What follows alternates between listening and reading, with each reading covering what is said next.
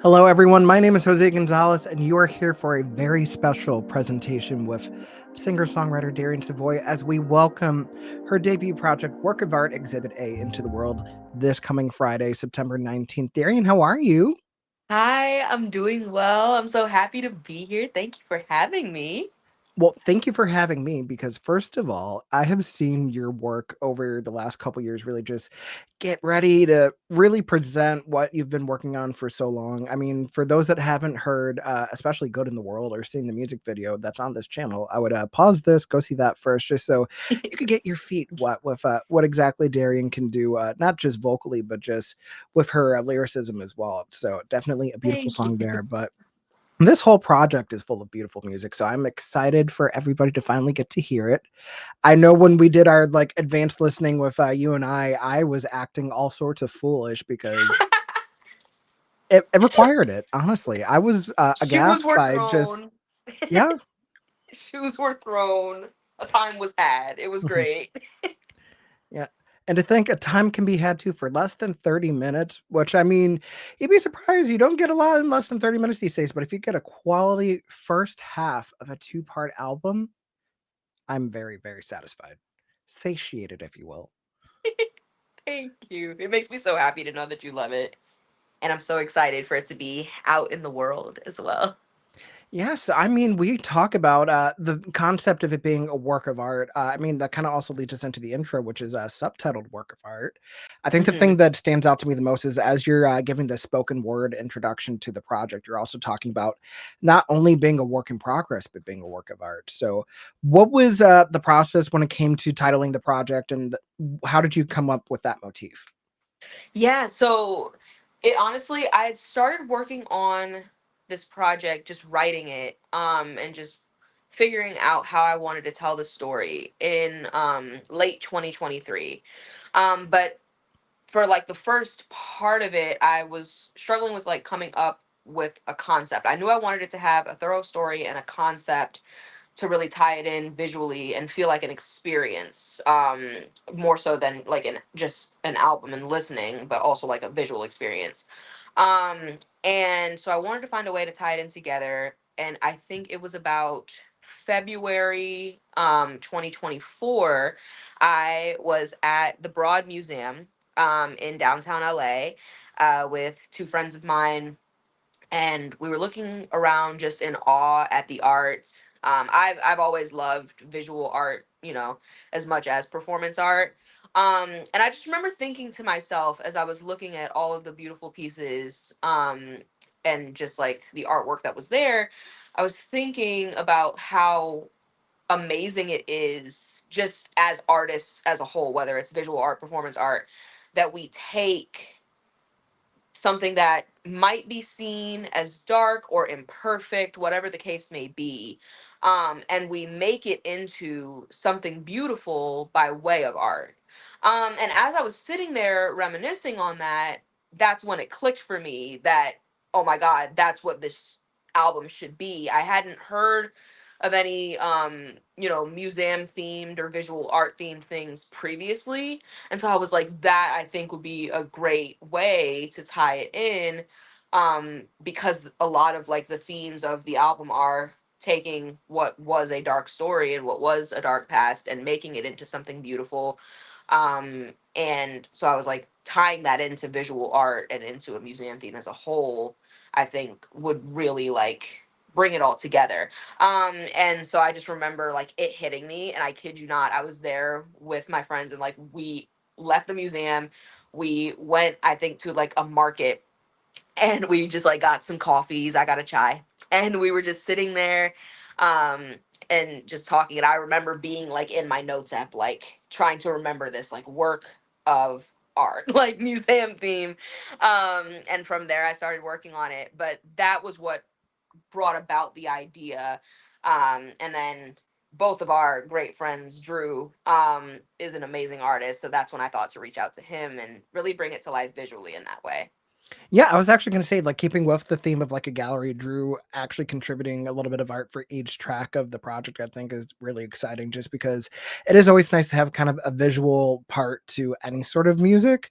It doesn't always have to translate to a music video or anything like that, but sometimes Mhm. just one focal point while you're listening to, like, the way certain things are being delivered vocally or with instrumentation or just the tempo of certain things, like, it really does feel like it's truly an experience, which I feel like you don't always get to hear that with music nowadays. Sometimes it feels like it's very much in the moment, which there's nothing wrong with having just like small moments here and there sonically, but just it really does feel like this is a project that's meant to flow from one track to another, which it does beautifully. There's a lot of excellent transitions. I mean, we talk about the intro floating into not only the next tracks on the album Mona Lisa and the reprise for Mona Lisa, but it's just this first half of the project really just goes from one song into the next quite seamlessly, which doesn't always happen with music these days. But it also makes you wonder, like, oh wait, that's where you're ending it, and then you're going into this next part. No, yeah, I wanted it to feel almost like you're watching a show. I mean, I before I even got into songwriting, well, kind of at the same time that I was getting into songwriting and music more so, I have always been a musical theater lover. And I did a lot of shows, growing up in high school, and so musical theater has like a big part of my heart too. So I wanted it to kind of feel that way. Like I wanted the intro to kind of feel like an overture and then going into it like a playoff of it in the reprise and feel like a show almost. Yeah, no, it definitely has that, sense to it, and then we talk about the fact that you were in a museum and you're seeing all these different pieces, Mona Lisa being probably one of the most iconic pieces of art that there is, and I Hmm. do like the fact that you're also comparing, not necessarily yourself, but just this woman that's, being, seen as, someone's really wanting to pursue, and then you talk about not being able to afford her, which I think is kind of a double entendre just because art not only is expensive, but it kind of a sense of knowing worth as well too, so Hmm. when you were coming up with, the lyrics behind Mona Lisa, I mean, what did the title come first, or did the lyrics kinda come first when it came to Mona Lisa? The lyrics, I would say for sure, because a lot of it actually was written, and it can be interpreted in many different ways, which I really wanted to keep it open ended in that way. But my thought when creating it was a lot about like how who I was before going through the healing journey that is this album, which is somebody who was really afraid of vulnerability, was afraid of letting people get too close because of past things that I've, experienced and been through. And so I remember somebody telling me way back that I kind of resembled like a Mona Lisa, not like physically or like, but just in that way because there's like a certain mystery where I, not that I was like closed off in terms of personality, but that I would be too afraid to let people get in too close. And so I started kind of writing about that. And I played around with a couple different versions of the song. There was a version of it that was a little bit slower, but then I felt like it would be really cool to open up with a more upbeat, up tempo, kind of like 90s feel track. And that's when I started thinking about Mona Lisa. A lot of what I was trying to say, um, I feel like is resembled in the Mona Lisa, just that piece of art. Mhm. So I started finding fun, creative ways to like compare the two, and kind of quote what that person said at one point and bring it into the song. And that's what made Mona Lisa what it became.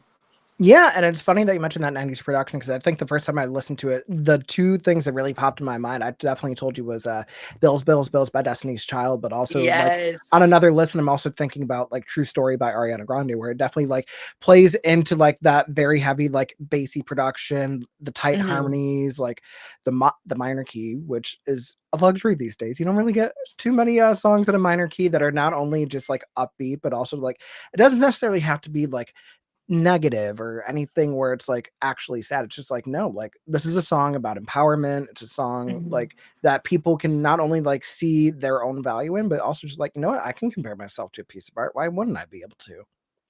Right, And then to yeah, I go think from, oh, go ahead.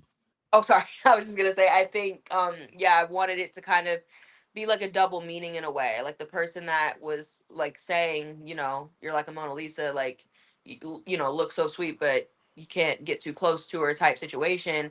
Kind of like inviting that person to be like, be clear with your motives and come and see about me, but also like inviting the listener in to what the album is gonna be by Yeah. saying like, when you're ready, then come see about me. Um, and that's what made me come up with like that lyric. But yeah, it's funny that you mentioned that like part of it, because that was definitely part of like the creative process for Yeah, sure. and then also talking about like just how delicate art can be, especially when we're talking about like these paintings or a lot of times just older pieces that they might withstand the test of time, but they're fragile Mhm. too, which people kind of take for Yeah. granted. So kind of going from that big vampier instrumental into the Reprieve, where it's like very much like a soft piano ballad with your friend's vocals on there, which led to said shoe throwing incident. I didn't expect that to be where the Reprieve was, but I was just like, "Oh no, this is excellent." Yeah, Aaron Jr. is incredible. I met him. He was performing in Rent, the musical, as Angel, and he is just a complete star in every sense of the word, and also just a beautiful human being. But yeah, I'm so honored to have him a part of this project. The Mona Lisa Reprise, um I wanted to take from the Nat King Cole song Mona Lisa. And because I just felt like the lyrics of that really like tied in perfectly between Mona Lisa and the next track. And as it like served as a way to get me like to open up in the next track and what was to come. And Aaron just has a gorgeous voice that fit it so perfectly. So the shoe throwing was definitely justified. Yeah, no, it's gorgeous, and then we talk about having another seamless transition. We're gonna go in from the Reprise to Mona Lisa into Bleed, which is Mhm. this gorgeous ballad. I mean, Darian knows a thing or two about a gorgeous ballad. I mean, we talked about Good in the World even before we got into this project.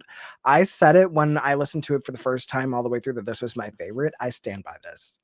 I think this is probably one of the well, it's clearly one of, but if not the best song I think you've ever written. Just it is Thank you. gorgeous, it's intimate. It actually just, like you don't realize, like, it kinda just makes you, like, yearn for, like, love or just companionship that's like, "Oh, man, we haven't really had music these days where, like, it's, like, sensible yearning, just really just longing for someone," but it doesn't have to be anything where it's, like, explicit or anything that's overly suggestive. It's just simply just bleed into me and, like, kind of, like, feeling the connection between 2 hearts. So it's just a beautiful, beautiful track. Thank you. No, yeah, this one, I really wanted to tap into vulnerability as much as possible. And it took time for me to figure out exactly what I wanted to say, just because it is a very personal experience to me. But I think I finally found what I wanted to say in the song, which she's deep, she's vulnerable, but to me, she was very needed.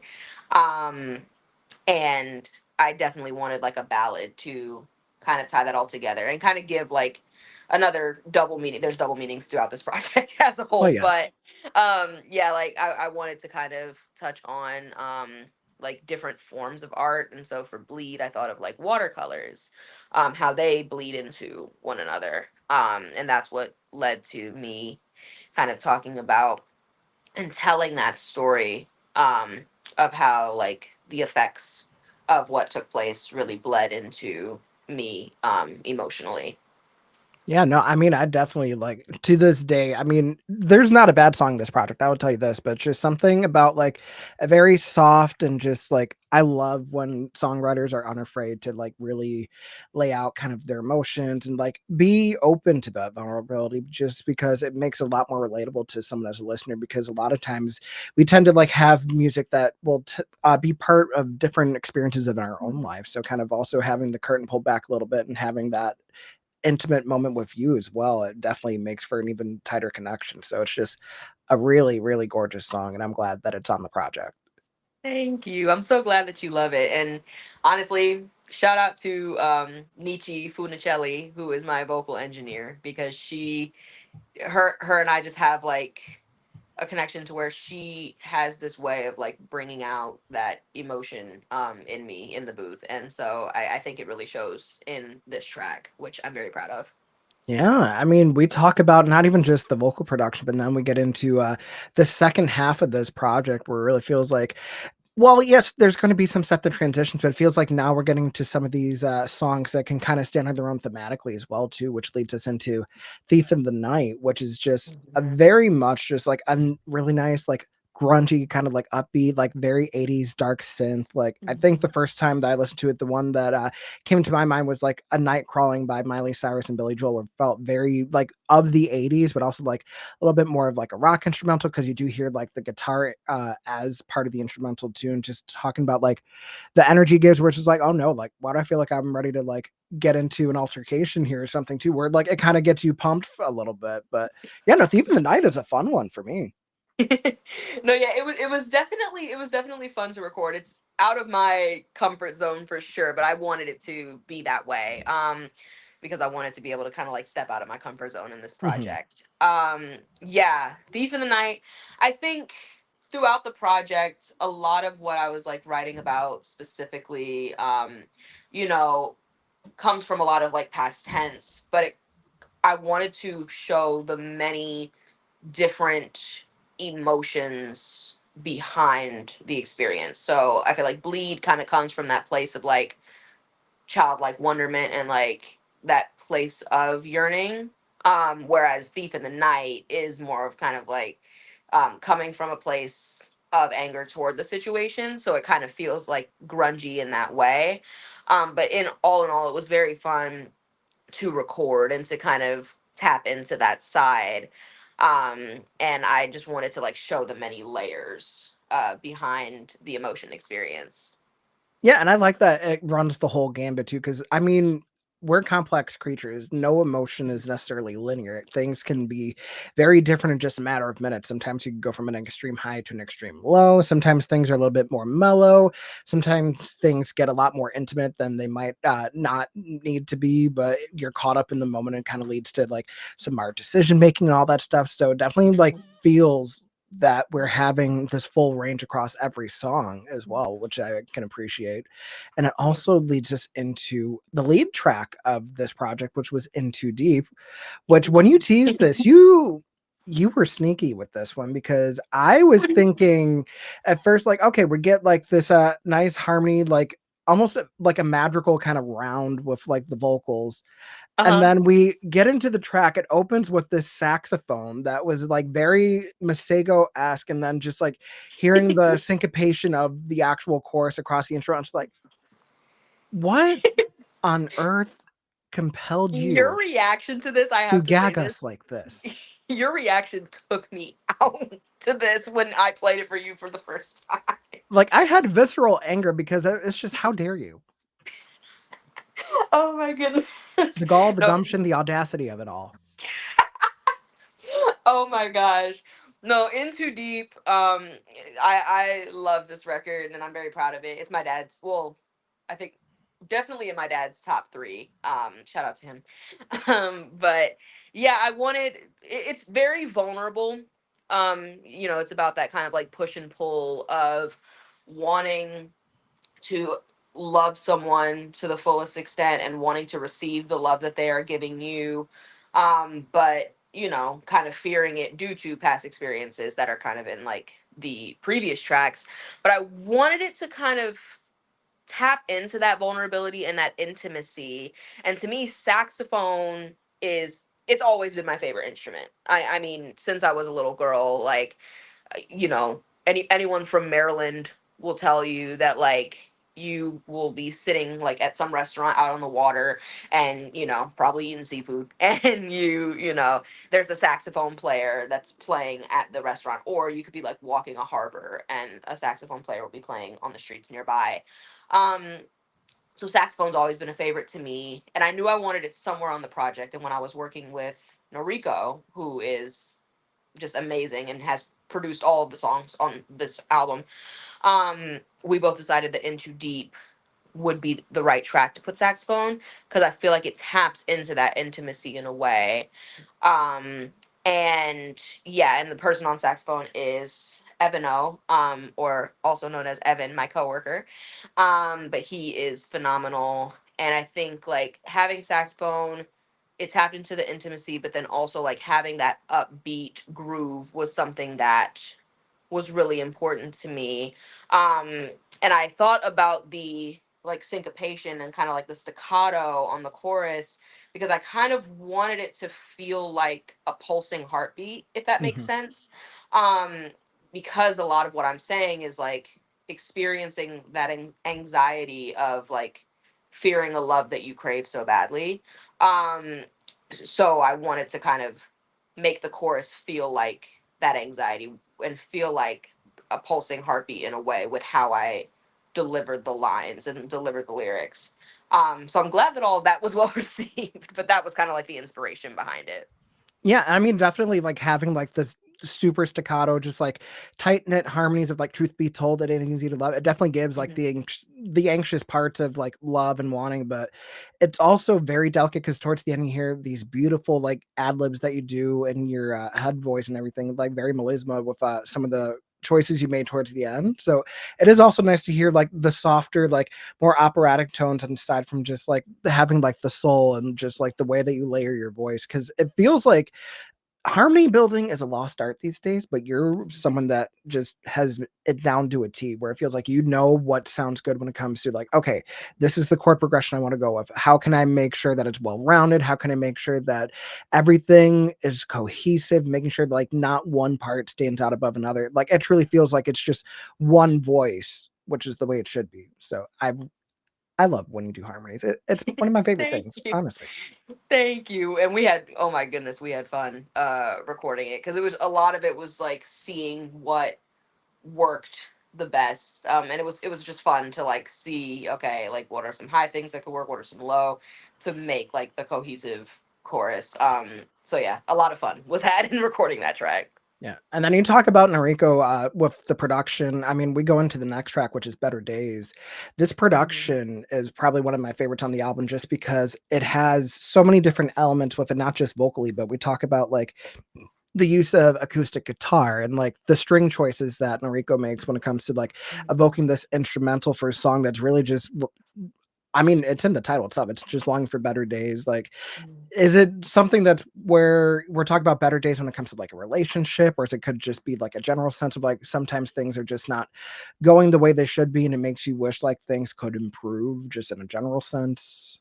I think, yeah, more so in a general sense. I think for Better Days, it ties into the story, because a lot of what I'm singing about previously in some of these tracks is like being on the other side, and like knowing what it feels like to not feel necessarily loved. And I think that that's something universal that everybody has experienced one way or another, regardless if they've been in a dynamic that's that way, or just from the world in and of itself. And I think ever since I was a little girl, like I have always been, and some people might call it like, overly optimistic, or, utopian, I don't know. But like I've always just been that kind of person that's like, to me, it feels like I say in the chorus, if everybody wants to love and to be loved, then why can't we just love one another? And I've always felt that way. Just seeing the state of the world as a whole, I've always just wondered why it has to be that way. Because when I come across And when I've come across people in my life, I've always thought to myself, it seems that we all at our core crave loving and being loved and feeling that love. Um, and so that's always been a question I've had in my head. I just didn't really know until the song how to express it. And I think I found my way to express it in writing this song, especially just with everything going on in the world currently. I mean, that's a whole different story. But um, just when there's so much happening in the world that does come from a place of hate, it leaves one to wonder, at least it leaves me to wonder, you know, why it has to be this way and why we move about the world in this way. And so I think I wanted to like definitely tie something that was like universal into it and into the story as a whole. And that's just always been a question I've had, and so I feel like I finally expressed it in that way through Better Days. Yeah, and then when you're coming up with the lyrics behind Better Days, were there other songs that kind of inspired it too? Because I know of quite a few others that share the title, but I just think about like sonically, they're all very different, even though they're all Mhm. with that central theme of just wanting things to be better too. Were there any things that really like helped you with the writing process behind this one? I would say I got a lot of inspiration from I I love the song Better Days by Victoria and Ariana, two of my biggest inspirations. I would say two, one thing that really, or just like one person that I think really inspired me in making this track is Michael Jackson, but specifically his ballads. So Mhm. like Heal the World, like, Man in the Mirror, things of that nature. And songs like that, I think really inspired me. Will You Be There being another one of them. Yeah, Earth Song is I another one that I can think of as well too. Yeah. Yes, yeah. I've loved Michael Jackson ever since I was young. And he was actually one of the first people to really like listening to his music kind of got me into music and into writing it. Um and so I would say, yeah, his ballads also just really inspired the way I wrote it and the way it sounds, for sure. Yeah, and I think when we were talking about this after the first listen, like I kind of had this scene that played in my mind, which is like an empty auditorium. I can see you walking around, Mhm. that guitar player following you and everything too. And then, like, as you make your way into a stage, you start to see some of the string players show up and everything with the Yeah. other instrumentalists. And then towards the end, you have these killer harmonies, where it's just like I can imagine like a whole a cappella rendition of this, where it's just vocalists Oh, making up I'd the love entire that. background. It's just like a soundscape. I think is the best way I could describe it. It's just it's encompassing, it's like euphoric, but it's also just it's very tender, which is a beautiful, beautiful thing. So I'm Thank you. so glad that this is one of the songs on here that I think is another standout track for sure. And Thank that you. does lead us into the final track on the album. I think it ends on a high note as well too, because Frozen in Time, I feel like this is Frozen in like time. a callback to Motown, to soul music, Mhm. old R&B. I think like I was definitely thinking like Cadillac Records and Etta James and stuff like that. Just kind of that sound. It's gorgeous. I love the fact that we get live instrumentals on this one. You Yes. can literally hear every element of the band that's accompanying you on this track, and it's just it is a beautiful way to close out this first half of the project. Thank you. This one definitely became one of my favorites really quickly. One of the first things that I told Noriko when we were working on it was that I wanted it to have as much soul as possible. I just saw this project ending with something soulful.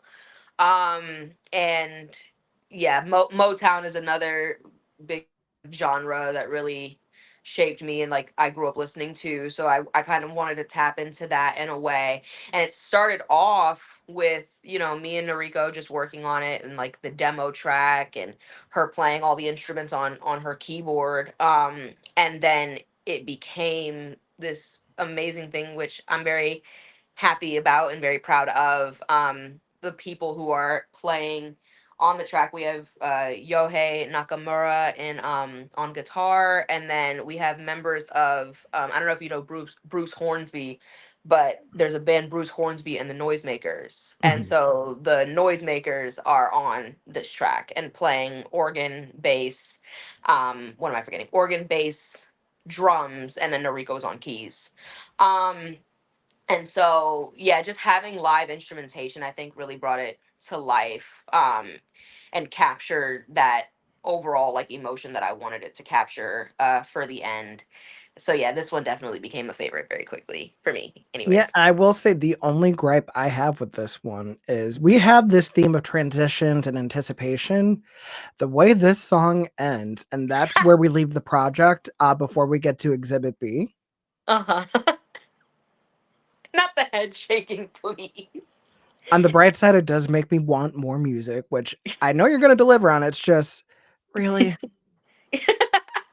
I wanted it to kind of. I played around at the end. I was like, do I want to say time, or do I want to just leave it where it's at? But I wanted to leave it open ended because there is a part two, and because this isn't the end of the story. It's the end of this chapter of the story, but it's not the end of the story. And Exhibit B uh gets into like the healing of it all, and really explores that healing journey. And so I wanted to kind of leave it on a little bit of a cliffhanger in a way. So she definitely said Frozen. So. Oh my goodness. But you know what? I mean, if the worst thing that I can say is that I wish there was more, then I think you did something right. So I think you have Thank you. nothing but pride for this project. I feel like it shows in every track on here. I hope that everybody that listens to it has a really great experience hearing everything. And of course, like we said, September 19th for sale on all streaming platforms as well, too. So make sure that you are supporting this lovely human to my right. But I'm just so proud of you seeing how this all come together. It feels like you left a part of you on this project, and I cannot wait to see what comes of this chapter with work of art as a whole, too, not even just Exhibit A. So I'm very much looking forward to the things that are coming down the pipeline. But thank you for giving us this beautiful piece of work, and hopefully everybody is enjoying it the same way that you were able to enjoy it as well. Thank you. And I'm so glad that you like it. I hope that it's well received and loved upon listeners. And just thank you for allowing me to share my heart and soul in this way. I couldn't be more grateful for it.